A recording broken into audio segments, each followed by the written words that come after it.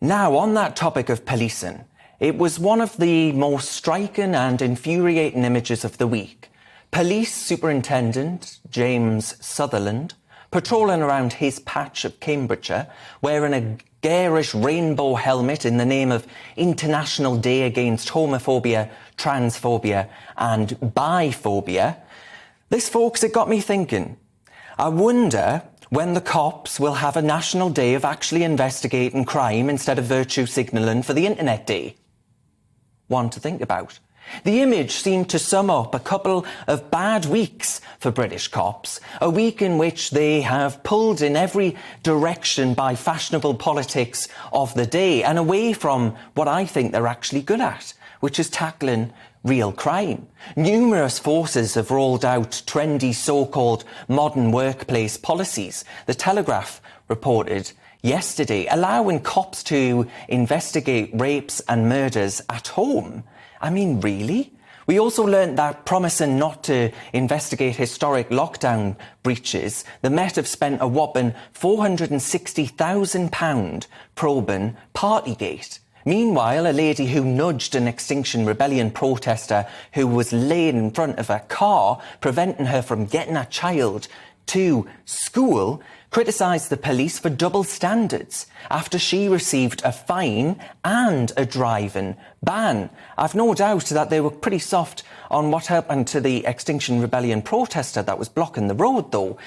She said it's the police that have pushed this. They're really going for this. And she's a working mum, Sherilyn Speed. She added that she thinks it's double standards and that drivers who were delayed by the protests all called the police and they didn't come. I think she's got a point here, right? Instead of doing the work of eco-extremists, of Black Lives Matter or the LGBT lobby, a police officer should be able to do the job of a police officer. Novel idea, I know. How many of us have been utterly perplexed by the sight of these clown-like patrol cars, embellished in the colours of the rainbow, to raise awareness for the LGBT community that purport to give confidence to our LGBT plus community, whatever that is, and other underrepresented groups. Or we've seen cops dancing with Extinction Rebellion as they block roads, or kneeling even with BLM lockdown breachers.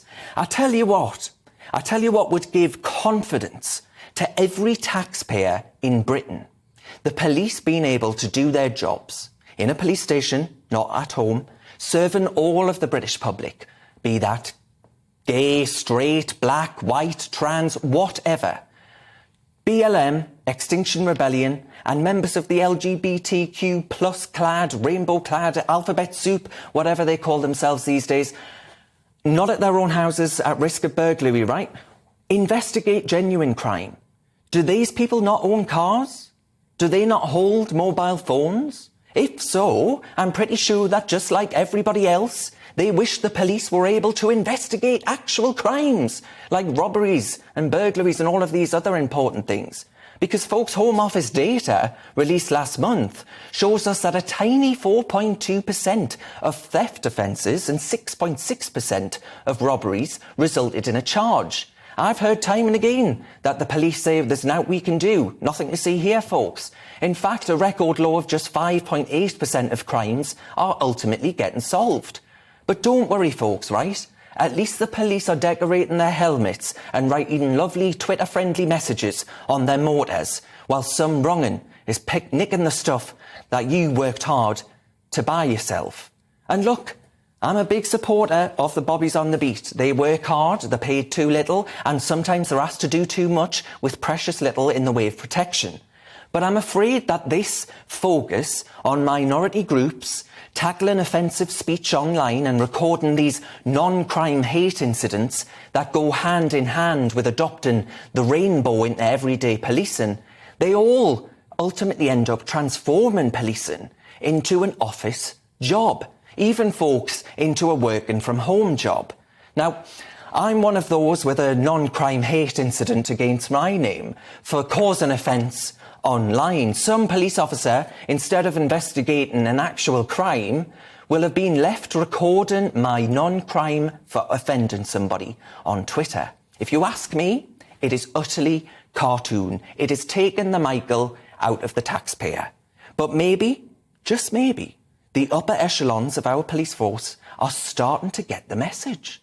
Her Majesty's new Chief Inspector of Constabulary has said last week that our cops are not the thought police. His words, not mine. And they should actually focus on dealing with actual offences and keeping the public safe. Again, his words, not mine. Andy Cook told the Times, we follow legislation and we follow the law. Simple as that. Policing is busy enough dealing with the serious offences that are going on. Busy enough trying to keep people safe. Hear, hear, Andy, music to my ears, I tell you. But actions speak louder than words. It's time for real change in British policing. The police ought to be told that identity politics isn't for them. Why, oh why, would any hardened criminal take British policing seriously when their priorities are to paint anything they can in rainbow colours? What's next? Handcuffs with the trans flag? We don't allow the armed forces to ramble about the world draped in rainbow colours like an armed-to-the-teeth clown. Why should our police force be any different? It's an embarrassment. Let's get our bobbies on the beat, back on our streets, off of our tweets, and delete the police's politicised retreat.